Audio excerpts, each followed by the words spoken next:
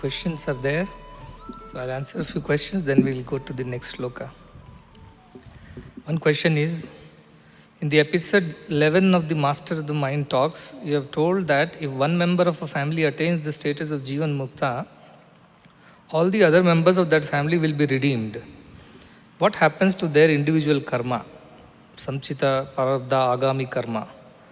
And the other members of the family have not done any sadhana. They continue to be very materialistic. How is it possible for those people to be redeemed?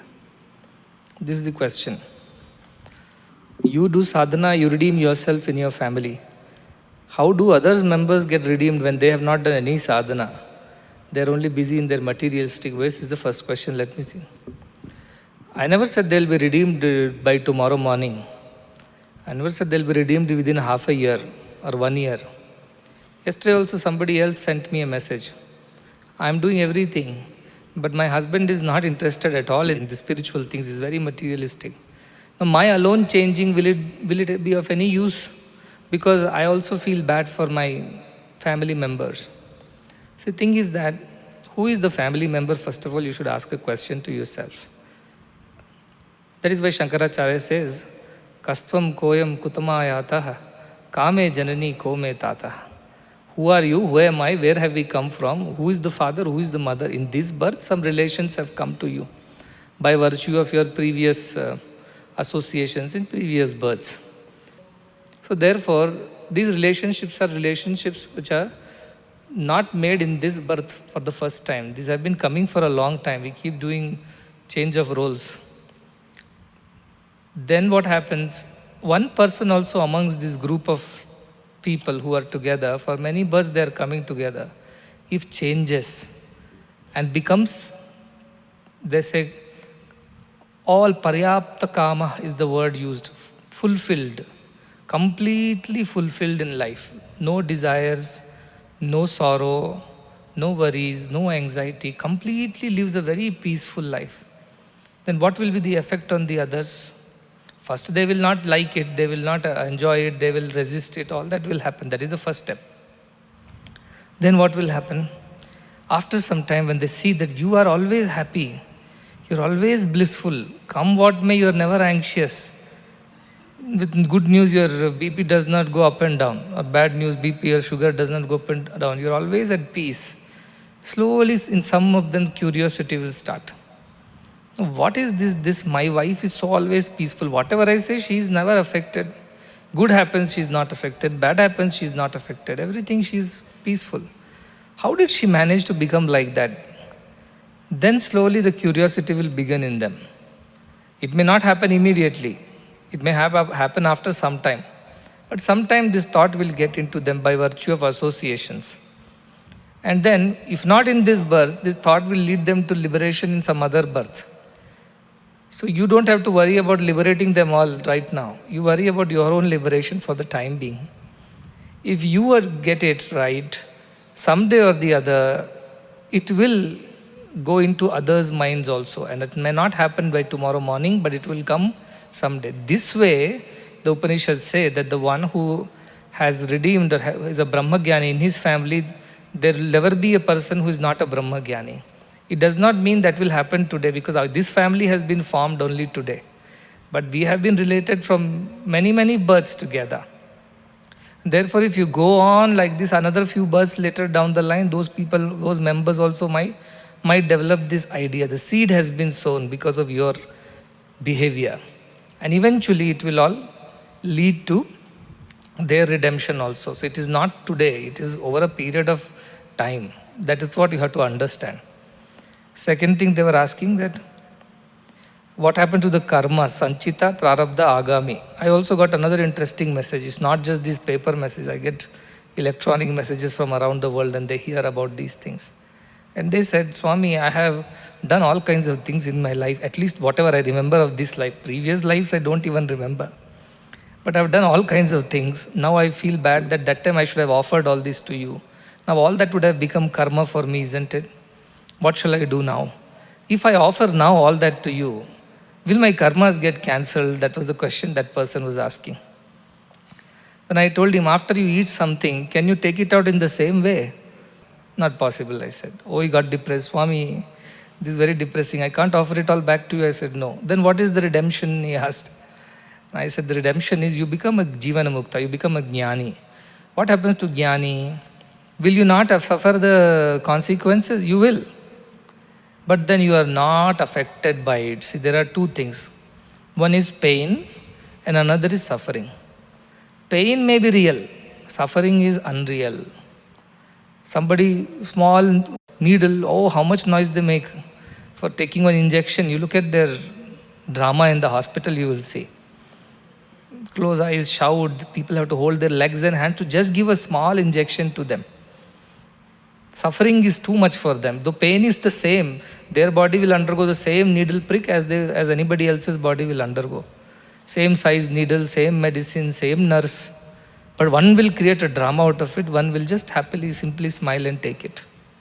So what is happening? Pain will be there, but suffering will not be there. The pain part of it is only very, very small part.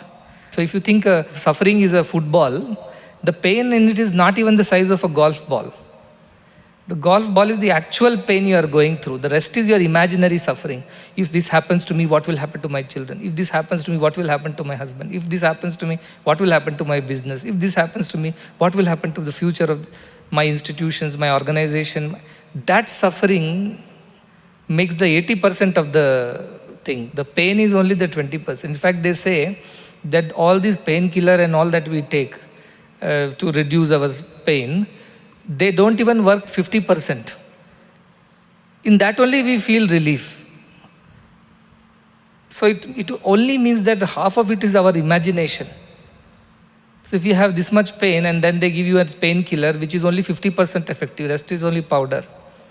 In that, you imagine that you are getting cured. A doctor says, the placebo effect it is called. Doctor said, you'll be fine. And you believe the doctor and suddenly you start becoming fine. So what happens? The body may undergo the sufferings of the karma. The mind will not undergo. Mind will remain happy, peaceful, enjoying whatever comes. It just smiles it away saying, it's a part of life, let it be. The attitude is different of a jīvanmukta. That is why when Ramana Maharshi also suffered with cancer, but he never believed that he is suffering because the body is suffering, he said. Ramakrishna Paramsa suffered with cancer for whatever reason. And when somebody told him that, Swamiji, everybody was crying that he is suffering, and one disciple saw that he is not suffering, he is only acting that he is suffering. Within him he is happy. Then what happened? He told, this fellow has caught me red-handed. He told, this fellow has caught me red-handed, that I am actually not suffering, but I am only acting as if I am suffering. So they don't suffer.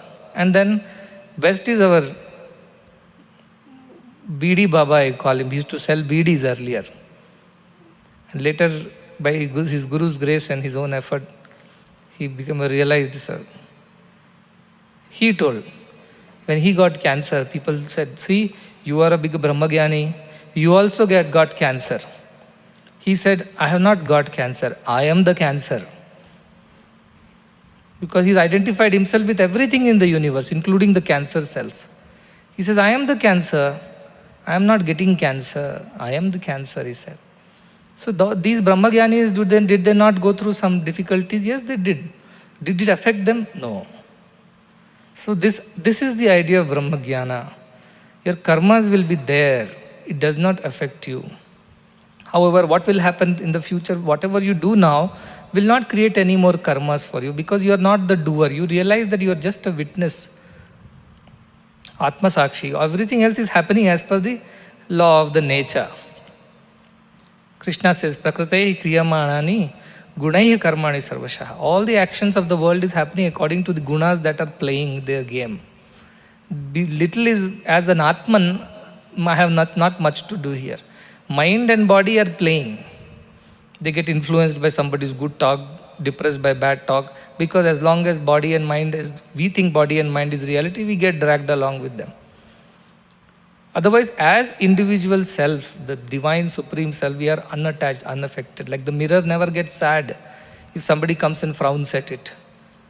It just reflects the frown back. Nor mirror becomes happy if somebody smiles at it. Mirror is mirror. When smiling and frowning people are gone, it is back to its original, untainted, untouched self. That is our true self. The Atman does not get tainted. That is why yesterday we took the example of space. Anoraniyan, Mahato Mahiyan. Space does not get affected by what happens in the space. Space remains space only. The activities are happening within the space, but then space is not changing because of the activities. So this is a very sukshma thought. So what happens to their karma? To encourage, our Upanishads say, Shriyante chasya karmani, they say. For such a person who becomes a Brahmagyani, his karmas are all destroyed. There are three kinds of karmas, they say. The karmas that we have done in the past, what we are doing now. What we have done in the past, they are going to show their result now, in the present. What we are doing in the present, they are going to show results in the future. So there are karmas which have already started showing results now, and there are karmas which are going to show results in the near future. And whatever we are doing now will go and show results in the far future. So these three types of karmas are there. That is what it is, a sanchit karma, prarabdha and agami. Sanchita are those which have already done, but they have not yet started bearing results. The consequences have not started appearing, but they are there, like an arrow, the quiver of the person, the bowman who has a quiver filled with arrows which he has not used. But they are all will come now, sometime or the other. They are there. One are those which we are undergoing already. Whatever good, bad, ugly we are experiencing today, they are already in motion. And one is that which if we do now, we are going to get it in the future. On this alone we have control now. We can choose to do or not to do. What has already gone, the arrow that has been shot, it's prarabdha. Because you took it out from the quiver, from the sanchit karma, put it on your bow and shot it. Now the arrow is gone. Wherever it is going to hit the target. You can't stop it. So that is the karma that you have taken out from the past and you are experiencing today. They are prarabdha. This cannot get destroyed. You have to undergo this. There is no choice.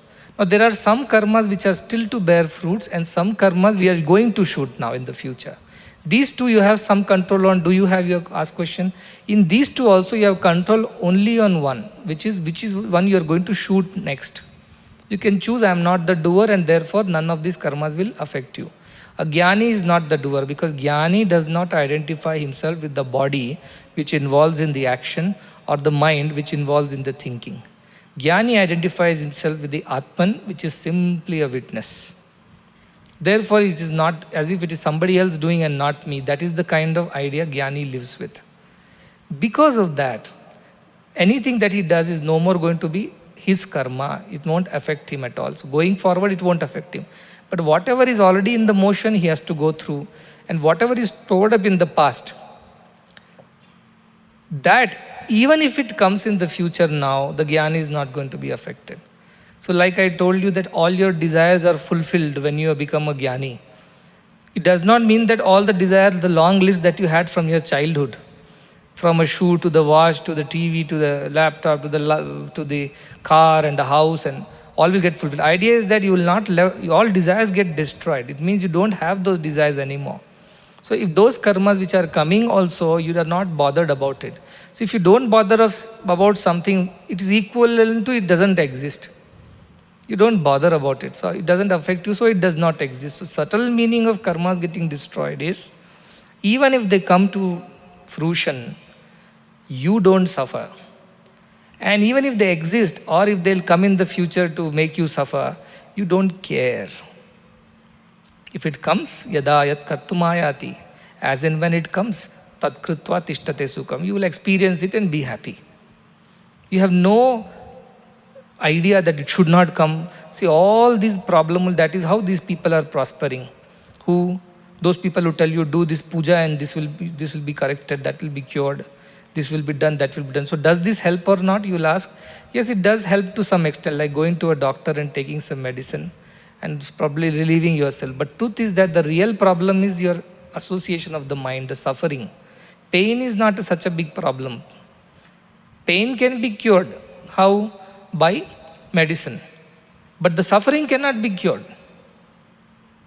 Suffering cannot be cured. That is in your mind. If you choose not to suffer, nobody can make you suffer. And there is no medication for removing your suffering. There is only medication to cure your ailment. That's why Buddha says, you are hit by not one but two arrows. First arrow that hit you was the actual arrow. The second is an imaginary arrow of suffering that has hit you. First arrow we can remove. Second arrow nobody can remove. Because that is an imaginary arrow and you will suffer. So your suffering is your imagination. Your karma will bring karma prabhava. Nobody can stop it. See, God very rarely interferes into this. It's like a principal who keeps interfering with the school affairs. Every now and then he keeps giving exceptions. Then there'll be a mess in the school. Exceptions are not rules. Rules are rules. Exceptions are exceptions. Once in a blue moon some exception has happened. It does not mean that it will happen to everybody every time. So don't go by that. So therefore don't bother too much about that. The best thing is you work it out for yourself. What is the working it out? You realize you're Brahman, you realize that you're divine, and you'll get rid of suffering of the karma. When karma comes, does not come, doesn't matter. Ramakrishna Paramsa's disciples went and told him, you got throat cancer, you're not able to eat, why don't you go and ask Mother Kali? After all, she talks to you, you have done so much bhakti all your life, you deserve some better treatment from her. She should cure you of this. So he said, I am not interested. But the disciples kept on saying. So he went and told Mother, Mother, not me, but these disciples are bothering me. They're saying, why don't I ask you to cure my throat cancer, because they're feeling that I'm not able to eat anything. The Mother Kali said, I'm eating from so many mouths every day. If I don't eat from your mouth, what is the loss? So be quiet. And he came and told his disciples, this is what Mother Kali told. I'm eating through so many mouths. If I don't eat from one mouth like yours, what is the loss that I have? That is the idea of a Brahmagyani. I am not this body. Whatever happens to the body is a part of it. Yesterday we learned Sharira goes through all 6 phases. Nobody can stop it. Nobody can say this should not happen to me. I should not grow old. I should not die. Nobody can say that. So what is the big deal about it? And you are not the one who dies. Na hanyate hanyamane sharire. Then why should you bother? You'll have to, you know that you don't die. You were there before, you are here now, you will be there next birth also. And God knows how many more births you will be there till you realize it. Therefore, they won't be unduly attached to anything. Their suffering which comes from the thinking that they are the bodies will disappear. So if you can lead such a life within your family of ignorant fellows, and you show that there is a change in you and your way of looking at life is totally different, if not today they may think you're a gone case, useless. But someday, somewhere the curiosity will come in them that look at us all, that person alone seems to be happy. We all are suffering all the time. That person is unaffected. Something is right about what he is doing or what she is doing. This curiosity will come in them at some point in time. May not be in this birth also. Maybe this impression will go into their mind and may germinate in another birth. And from that they may continue and lead a life of purity. So these lives, look at the life of the universe. What is your life? Not even a wink of an eye for the universe. What is so much we get bothered only because of the body. Only we think we are the body, we have fed it, cleaned it, decorated it, cared for it, pampered it. So much we have done that we cannot think of it as anything other than the body. Now suddenly if we tell you that no, you are not the body, so stop bothering too much about it, just maintain the body. Narada Bhakti Suja says, Sharira Avadharana. Because you are bearing a body, you have to look after it. You have a car to travel, you have to look after the car, service it, put fuel, check brakes. That's all it is. Beyond that, don't give attention to the body is what the idea of Vedantin. Just give attention only to the extent of using it as a vehicle. So this is what happens to the Brahmagyani. His karmas, whether they are there or not there, he doesn't care. If they come by the law of the universe, it has to manifest in front of you. It will manifest. You will go through it without getting affected mentally. Physically, whatever happens, happens. Our problem is coming from where? If something happens to me physically, then what will happen? Will I have to suffer through some disease? Will I suffer through some accident? Will my people leave me? Will I lose relationships? All these are related to your body. That has got nothing to do with the real you. So get this fundamental truth right. You are not just this body. Body is yours, but you are not the body. Car is yours. You are not the car. The body is yours. And body will undergo decay, suffering, whatever. And the karmas of the previous birth will show up someday or the other. It's not possible that they will die. But to a jnani, what they say is that as if you have roasted the seed in fire, like those karmas become ineffective. What is ineffectiveness of karma? Whether they germinate, whether they don't germinate, you don't care. So you can't go to Brahman with a long list of all the wrongs that you have done and say, please cancel all these things because I'm about to become Brahmagyani. Nothing like that will happen. Because that list doesn't matter to Brahman. It doesn't care. You also don't care. That's what he will tell you. Don't care. My family is like that. Don't care. My friends are like that. Don't care. You will tell, don't care. We cannot go and change everybody. You change yourself. Everything will change for you. Your attitude will change. That is what I'm saying. A Brahmagyani is not any different. This idea of long beard, mustache, orange robes and bhasma and rudraksha, that is not Brahmagyani. Don't get into the wrong conception of Brahmagyani. Unfortunately, for years and years, it has been told to us, all those who are spiritual are what kind of people? Longer the beard, more spiritual. No beard, no spiritual at all. Half beard, half spiritual. This is not the way it is. Put bhasma, vibhuti and all those things and put rudraksha malas, plenty of them, and wear big orange robes and roam around. That is not spirituality. One sentence definition of spirituality, fearlessness is spirituality. If you have any fear left in you, be it about your health, be it about wealth, be it about relationships, possessions in the world, be it about the future, be it about your reputation, name, be it about your finally old age and death. If there is any fear left in you, it clearly means that you have not attained spirituality.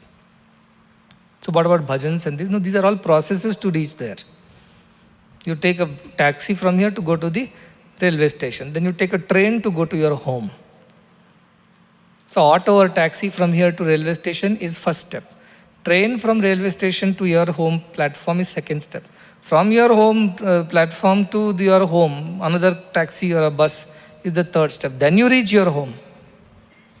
So till there is fear in us, know for sure that we are not spiritual people. We are acting like spiritual people, that's all. We're trying to be spiritual. If there is any fear in you, it is not spirituality. Even the fear, what will happen to that karma if it comes back? Let it come back. Let it come back. We will deal with it when it comes. So like that, one person's attitude becomes different. That is the idea of being a Brahmagyani or a spiritual person.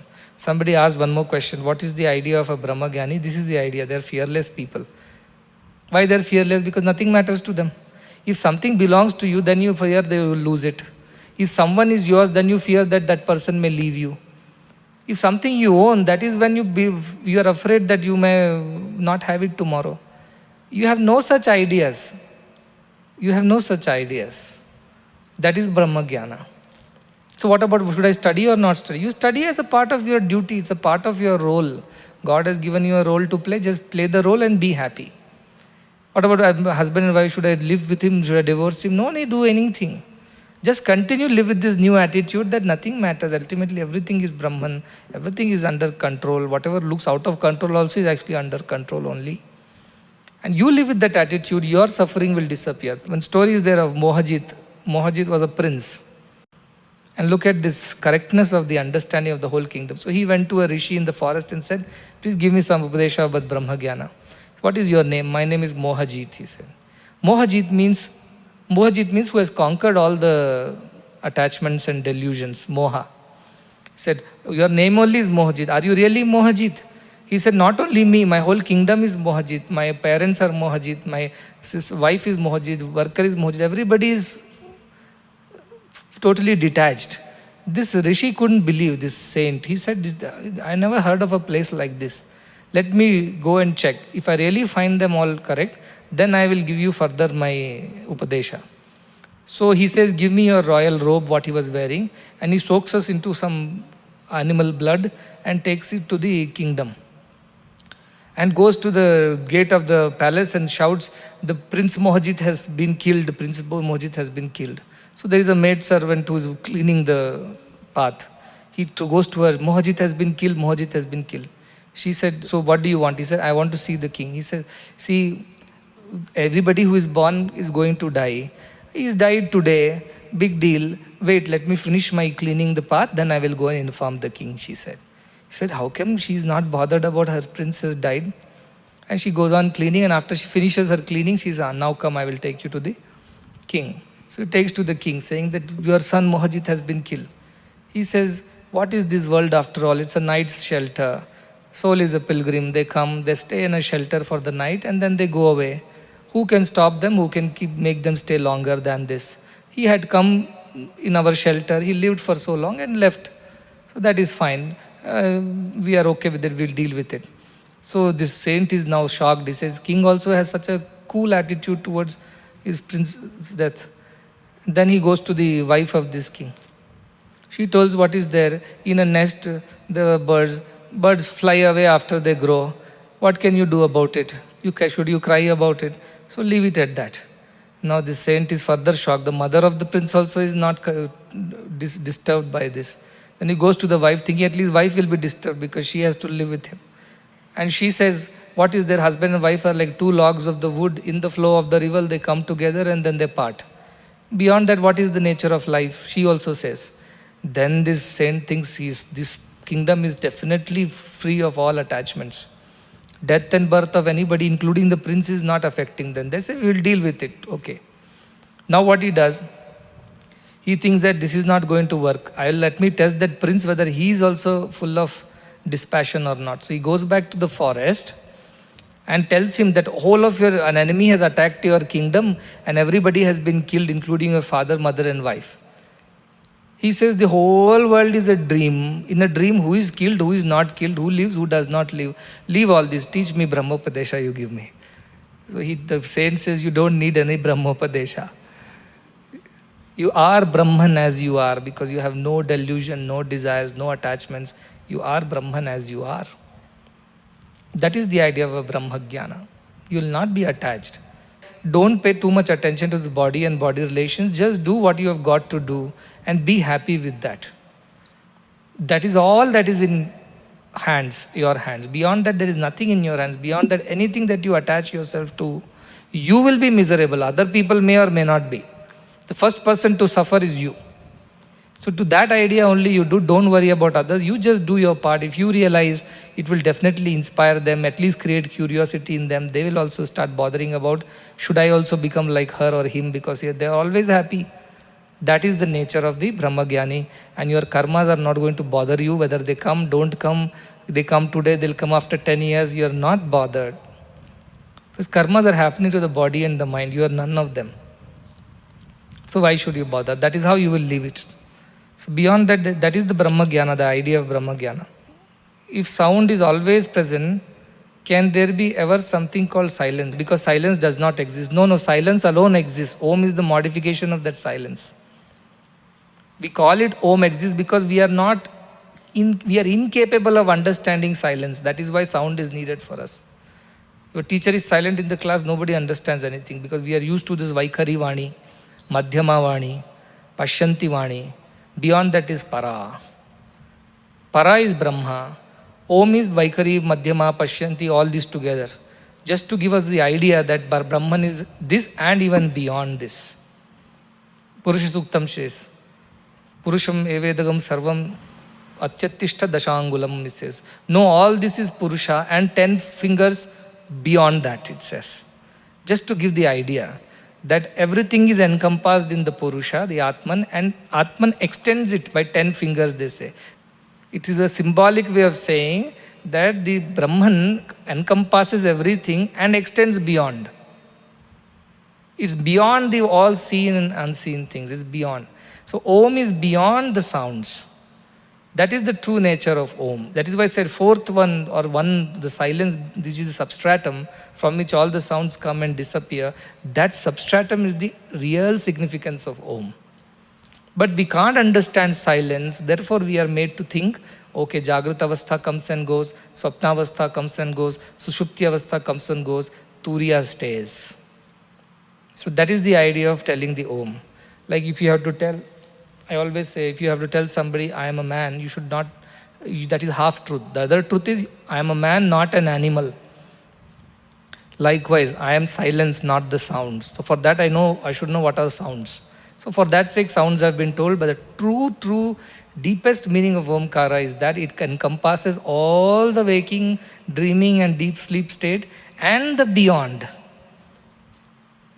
So it is like a bag in which everything has been kept. So everything is also in the bag and bag is also in the bag. Like that is the nature of Omkara. It is to be thought that way. We conclude Arti with chanting Samasta Loka. So what about those 14 lokas? Are they there, not there? If so, then why is it that we pray for all the lokas, lower lokas also? See, thing is that all these lokas exist for the one who believes in it. You are sitting in the class, listening. Now you are supposed to be in the Bhuloka, in the class loka, let us say. So you're sitting in the maths class loka, and the maths teacher is going on and on with some calculus. But in between, what happens? You switch off, and now you are in your home. Your mother is preparing hot dosas, and then she's putting on the plate saying, eat two more, and you're eating, now eat two, three, and you're eating and eating and eating, till a chalk lands on your head. You're back in maths loka. Otherwise, which loka you were in? Home loka, dosa loka. That's all is the lokas. The mind, after body is not there, where does this mind go? It keeps thinking of all kinds of things. Whatever it has desired for in the physical world when you were there, after dropping the body, the desires are still there in the mind. That is why people become pretas, their desires are not fulfilled. So they keep haunting other people. Because the unfulfilled desires take them to different lokas. Some people wanted to experience something very tasty, so their mind will be only roaming around near kitchen, dining hall, and hotels, restaurants. Their mind is filled with that. So they will be born accordingly. Born means they're not really born, they're transferred. Their mind is transferred. Like while sitting physically in the maths class, your mind got transferred to your home. Like that, after death, body ceases to exist, your mind gets transferred to different places according to your likes, dislikes that you have developed. So that only is loka. It's not a physical place where it exists that after 10 kilometers, one loka comes, and 10 kilometers deep you drill into the earth, second loka will come. Not like that. It's a state of mind. Like when you are happy, you say Swarga, I am in Swarga. When you are sad, you think this is only Narka. My home is Narka, you say, when you are not happy. My father is only Yamaraja, you will say. But when you are happy, everything is nice. You don't believe that anything else. You are very happy in that state. So mind is the one which transfers from one loka to the other. And because there are people who have not yet understood Brahma Jnana, their minds are still shifting between this and that. That's why we pray for all of them who are stuck in all their minds, thinking that this is good, that is not good, this is what I like, that is not like. For all those people who are suffering with this ajnana, we pray samasta loka. Let all those people in wherever their minds are stuck, let them realize that truth is Brahma Jnana, and that's how they become happy. That is the only way to become truly happy. So loka sukhino means sukha. The true sukha is that when you realize you're divine and neither sukha nor dukkha, nothing affects you, that is permanent. So for that sake we pray.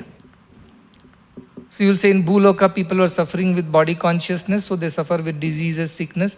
Okay, pray for them that they rise above it.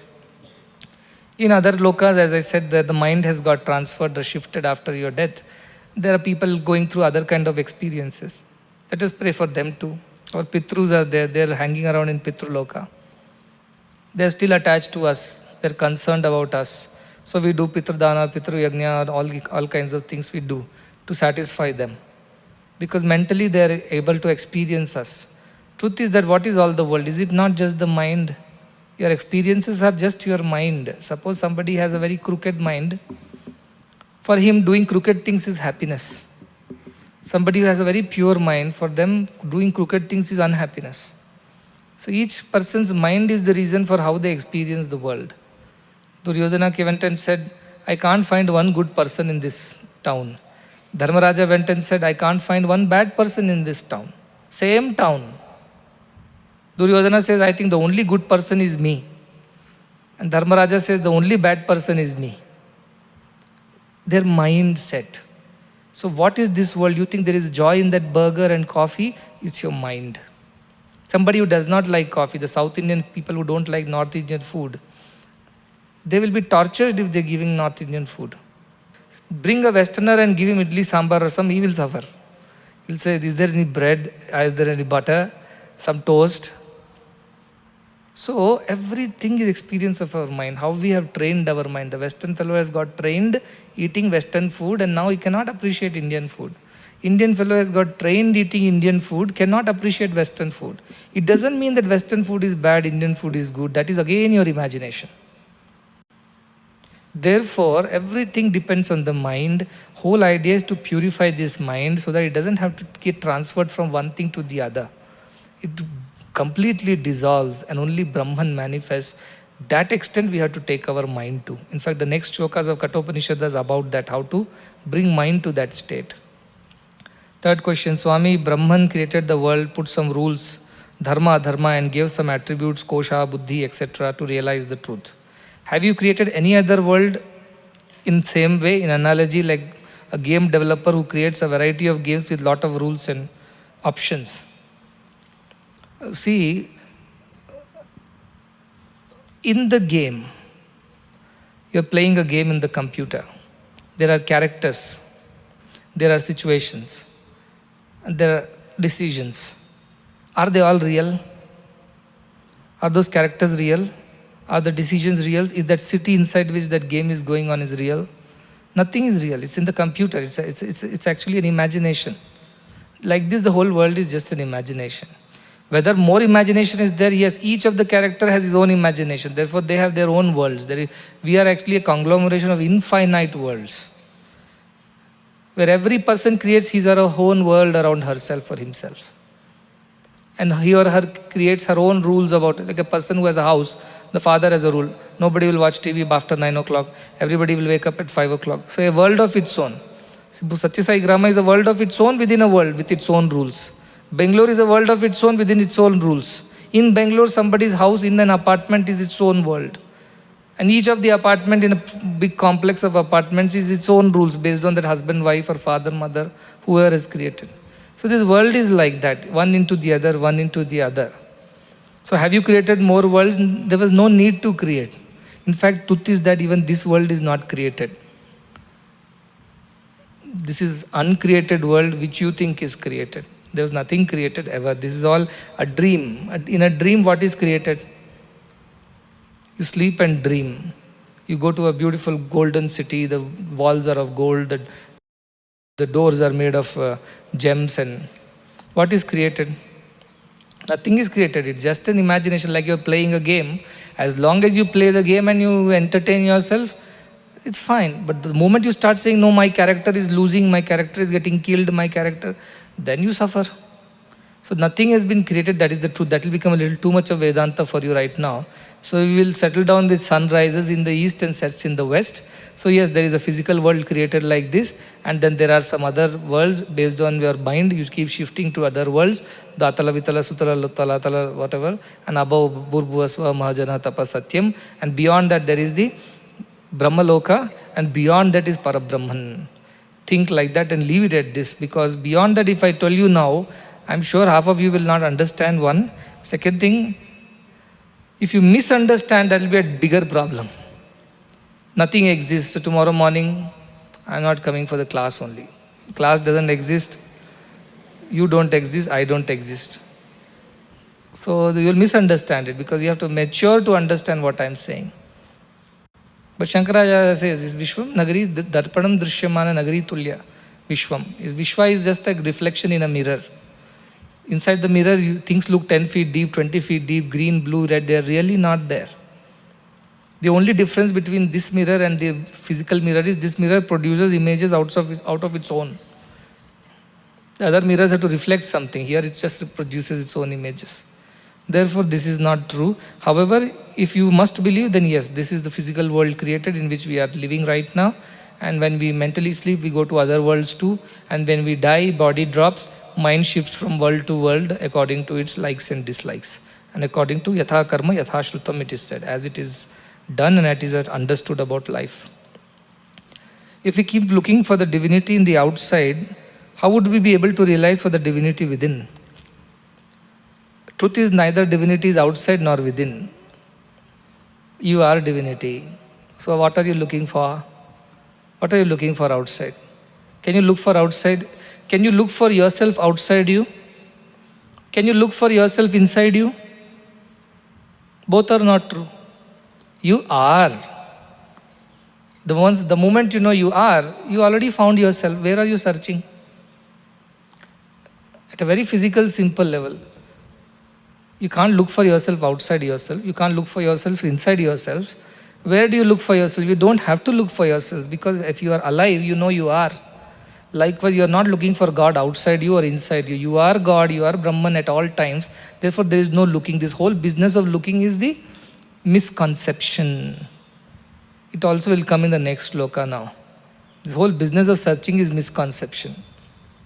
But again, as I said, it is getting to much deeper Vedanta. So what you understand is like this, fine.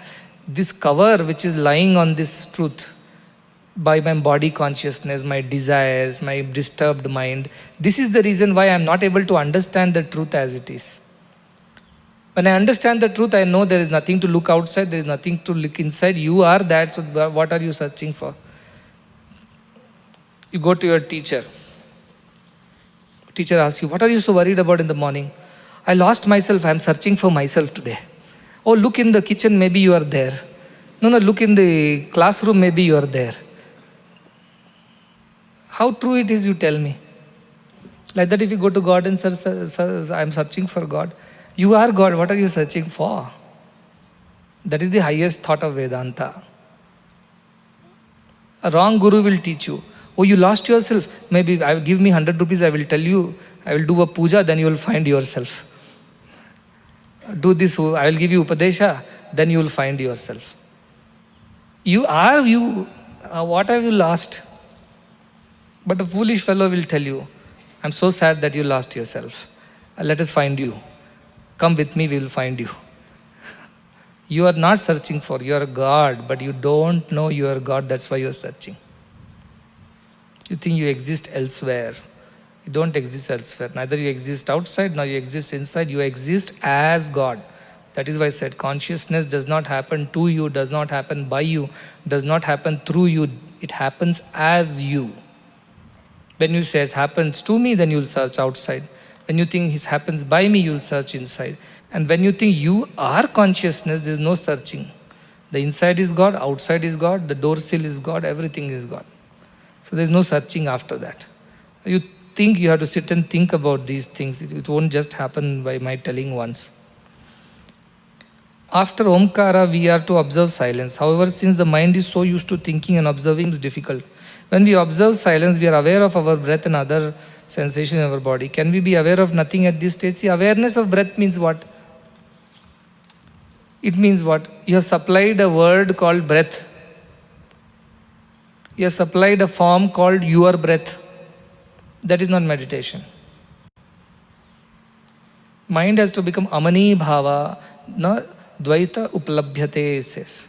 When mind becomes no mind, that is when dualities don't exist. So very fact that you're observing your breath means your mind is busy. It's just that it is not thinking of your past and future and your wife and children and your work and salary and problems in life, but it is thinking still. The moment mind stops completely thinking, it becomes zero, that is samadhi, that is meditation.